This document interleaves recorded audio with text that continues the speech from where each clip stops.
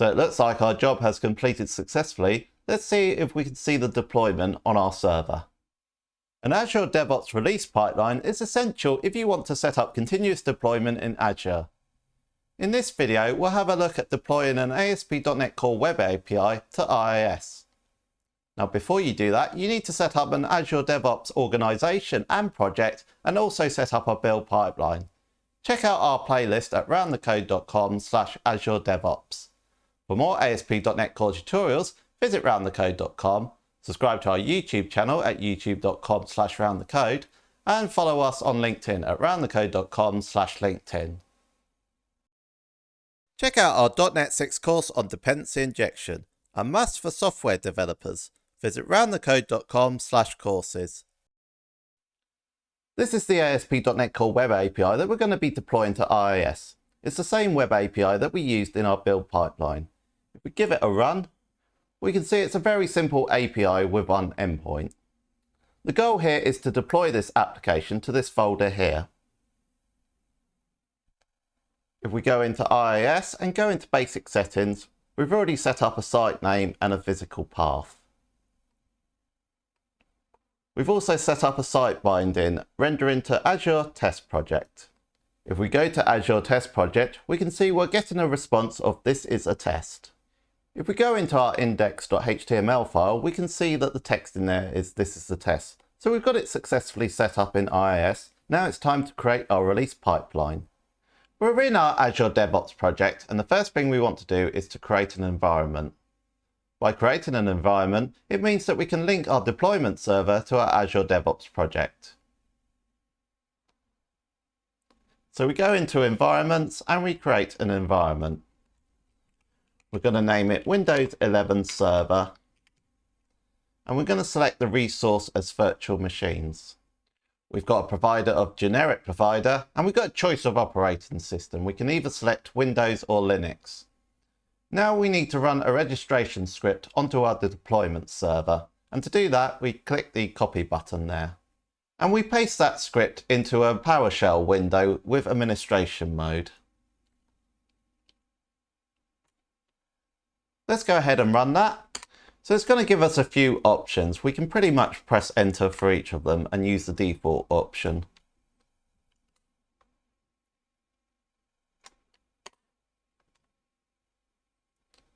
And there we go, our service has been set up. If we go into our services, we can see that our Azure Pipelines agent is running for us. This has been set up to run from this folder. Going back into our Azure DevOps project, we can see that our resource has been set up. Shortly, we're going to be creating our release pipeline. But before that, I want to rename the build pipeline. So I go in there, I go to edit, I click on the three dots up here and go to triggers. Go to the YAML tab, and I'm going to rename it to build pipeline. Go ahead and save that. And if we go back into our build pipelines, we can see that it's been successfully renamed. Time to create our release pipeline. We go up here and create a new pipeline. We're going to select where our code is. It's in a GitHub repo, so we're going to select GitHub. We're going to select the repo that we want to select. We're going to select Azure Test Project. And to configure your pipeline, we're going to go with the basic and go for starter pipeline. We're going to go ahead and delete all the code there, but we're going to keep the comments in because we need something in there to actually save the file. So this is going to save it to our branch.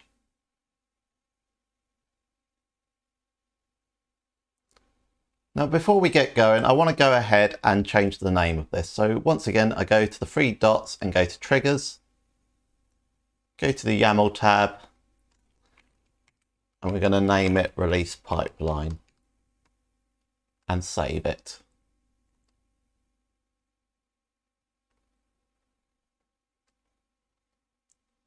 Go back into our pipelines, we can see that our pipeline has been successfully renamed. Let's go back into our release pipeline and start to code it. Our first task is to set the trigger. Normally what you can do is when you have a commit to a branch, you can trigger it to fire off one of the pipelines. That would be good for a build pipeline, but for a release pipeline, we want to wait until the build pipeline has finished. So what we do is we need to turn that off. So we use the trigger key and we select none. Next, we're going to set a variable. Now with our IIS website, we've named it Azure Test Project. So we're going to name that as a variable. To do that, we use the variables key and we're going to call it IIS website name. We're going to put the value as Azure Test Project. Next, we need to link the build pipeline to our release pipeline. To do that, what we do is we call the resources key and we call the pipelines key. Within that, we need to set the pipeline. And this is an alias of our build pipeline. It can be anything. We're going to call it build pipeline, but you can call this what you want. Next, we need to set the project within it.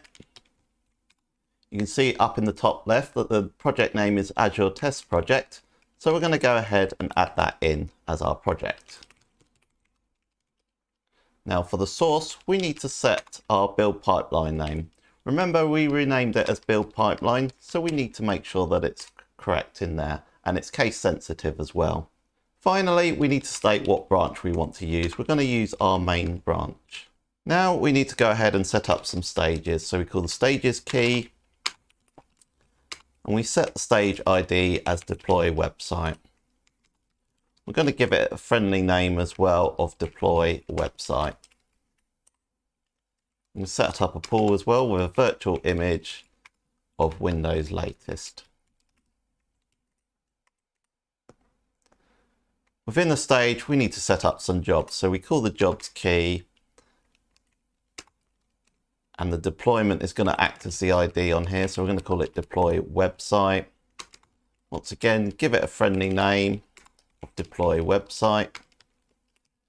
And we need to link our environment that we set up earlier. So to do that, we call the environment key and we're going to state Windows 11 server.dave.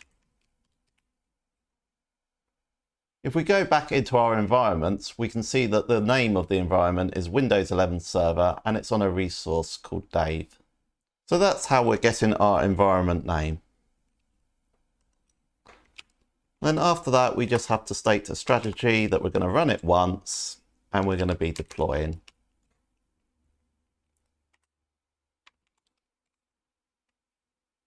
Now we need to go ahead and set up some steps within our job. So we want to state that we're not checking out the code from GitHub for this task. So we set checkout as none. We need to download the artifacts. To do that, we need to state the build pipeline alias. So this is the alias that we set up here. We want to be linking to that particular pipeline when we're downloading it. So we call it for the download key. We're going to give it a name of download build artifacts.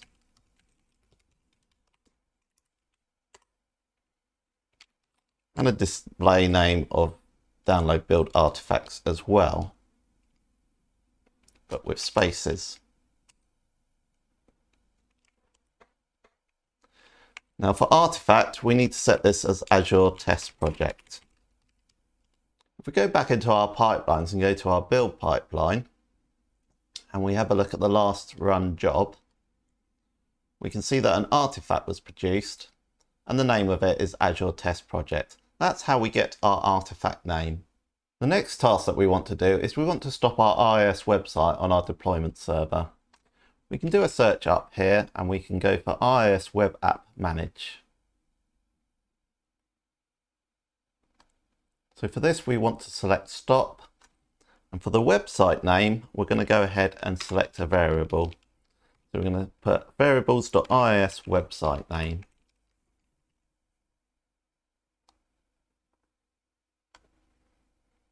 If we go back up here, we can see that our IIS website name has been set as our variable. So that's how it's representing the website name there.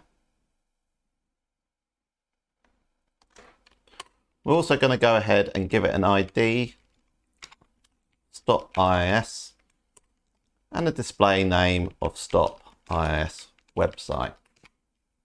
Afterwards, we want to go ahead and deploy the website to IIS. So once again, we do a search for the task and we're going to go to IIS Web App Deploy. The website name, once again, we're going to use our variables. Now for the package and folder, what we need to do is we need to select a pipeline workspace variable within there. And then we're going to select the alias name for our build pipeline, the name of our artifact, which is Azure Test Project, and the path where our deployment files are going to be sitting in our artifact file, which is roundthecode.azure test project.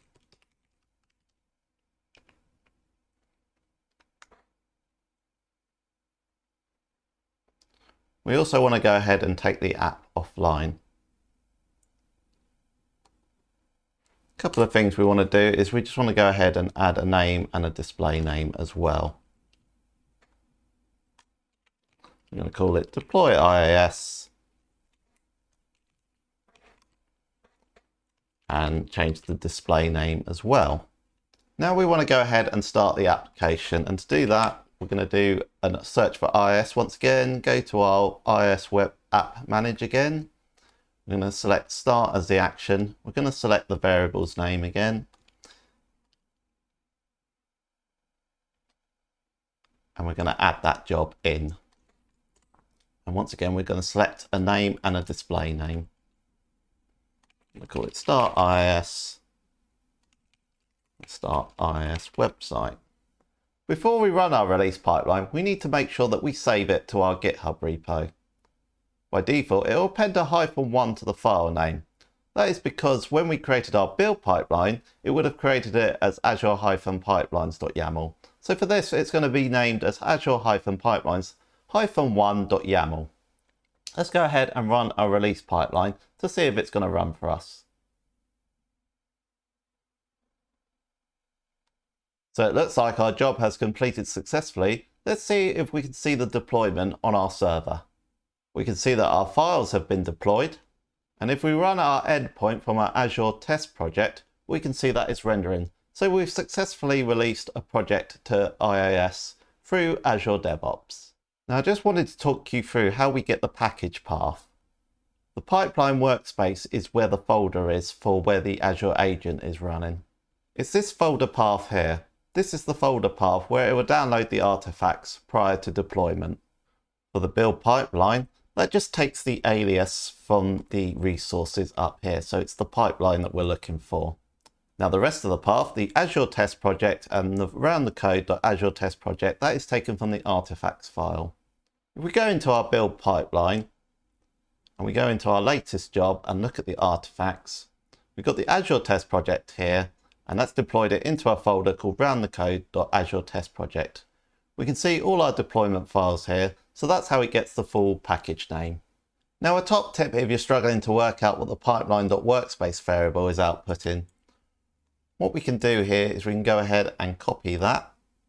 I'm going to set a new task up here. But rather than using the task key, we're going to use the script key.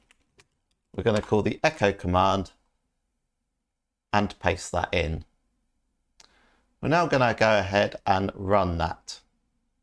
When running our release pipeline, it's created an additional task for us called CMD line.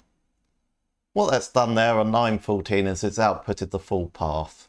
This is the location where the Azure Pipelines agent has downloaded the artifacts from our build pipeline. So that completes our Azure DevOps series. In the series, we learned how to set up an organization and project, set up a build pipeline and a release pipeline. From there, we can use continuous integration and continuous deployment for any .NET website. Let us know in the YouTube comments how you're using Azure DevOps. Thanks very much for watching and hit a like on the video.